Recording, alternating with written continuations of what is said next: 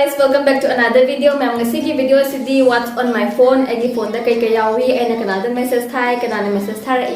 aduma ma'am do ngasi di ma'am da expose user age aina kumjagadariba point sing je aina Google dagi khara question khangatle adagi YouTube society dagi khara khangatle adagi India forum sigi home sidagi aina questions khara khangachare adu ma'am do hozik haizer age dar ma'am. Let's go into the video.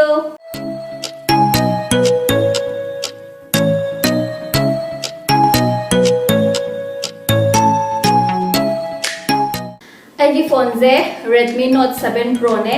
Black colour की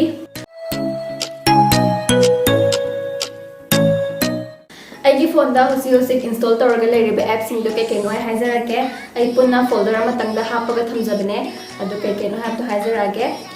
Facebook Instagram WhatsApp अदगी camera Google Duo Google Pay Phone Pay YT Studio is na mayam da comments reply tauna ba hapane adegi camera background eraser sisna photos edit tauna ba aduga fast scan sina documents kumba scan tauna ba adegi Netflix movie gumba yengna ba office suite yawre adegi messenger di aina recently install tabune messenger de pa use tawjade do handak se tawdabe ada badagi install tabune खरलेगा मुग लौथोखरनी अदुगा open camera जिना video गुम shoot तोबा खरा फजै हाइबो से तोरगदि अदु हापजाबने use पुदि फजना तौद्रि अदुगा zombie road किल सिगैसि यावे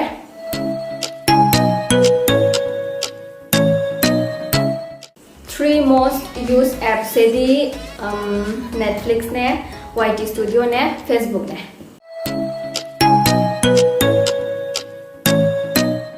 How many photos did mayam agi phone je photos aktane photos mayam yawe do kakkado bodo hekta tan baga degi kaw baga torga mayam yawe husik ado ai camera khatang na capture ba photos ta punna 2330 yawe adudagi WhatsApp images WhatsApp ta mayam na thanar photos mayam dana 2668 yawe adagi ane edit tograba picture mayam dana 592 adagi screenshots adagi Facebook juma mayam se loi punjan taragadi punna kya mo ne habada 5500 6000 punna 6000 mu yawa picture ai si video je sema kan da dang ai ojik ka tang khange 6000 mu yawa habse adu digam thuna transfer ta uba ko kon ta da phone je pokhara ne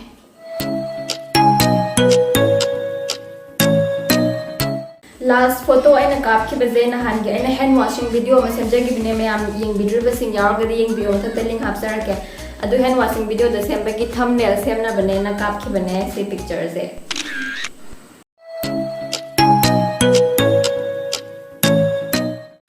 Last message receipt of gi baze aina group ama da gi ne akoi side le mina ba manipuri sing gi group ama handak sem me yum thok pagi ke information share to na bagi ado last message se sigi group si tagi lae hoji yum tho am da gi kana khanari bago adu gi message ama pass ore ado me adi haizer roge ado group tu tagi lae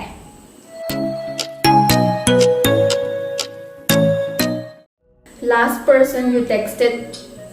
sizu sigi group sida hoji ki hair ba manipuri sing le mina bagi sigi group sida ina sai text ama tom jaki e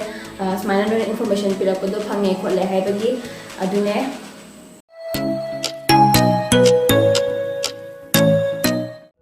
The last thing you googled sidi aina sigi video je semna bagi tamak kai question kumba hanga lokhat pe abage na khangna bagi tamak google da ngasai na search to bagi bane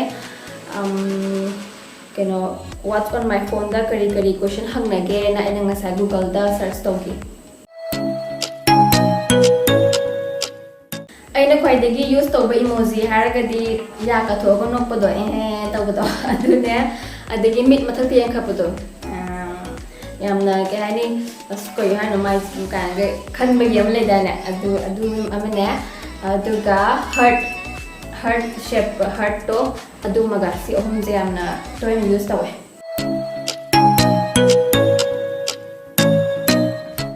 last screenshot logi baje aina video to gi recreation to bai matang da विद्यार्थी की requisition तो भी रो ना high भी रख पर कमेंट्सिंग दो screenshot लोगी बने सीजे अैन ख्वाइदगी कॉल तौब मी हायरदी खुमा गेम जे अमतंग यावे अैन ngasa ujagibado zombie road kill do ai je zombie movie kra paame bako tugi zombie gi game ama download to bane zombie road kill na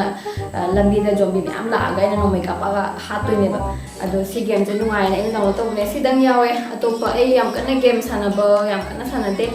mar ta sanai to na amatang yawe aigi ringtone je mayam music ki oina di MTV Supermodel of the Year 2020 handak togibado adugi moigi title song do adune isai da matem saksarake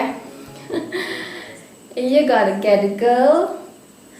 just go and get it girl what is that to feed achieve the impossible but my to adugi sai do aina pamjamandana ai ringtone na happy. So this is all about today's video. मैं आपने सीखी video से comment है बिरमो नुंगाई बिरगदी like तो बिरमो मैं आमदा ऐगोन दिया और बे apps सिगा माना बे apps Facebook Instagram WhatsApp गुम्बा अदुम बुद्धि माने मनी अदुम मनता बा अतो पे apps माना बे यार बे दिसु कमेंट है बिरमो video से लोग फावी में बिगदा मग thank you very much मथंग की video दो नरसे में bye bye take care.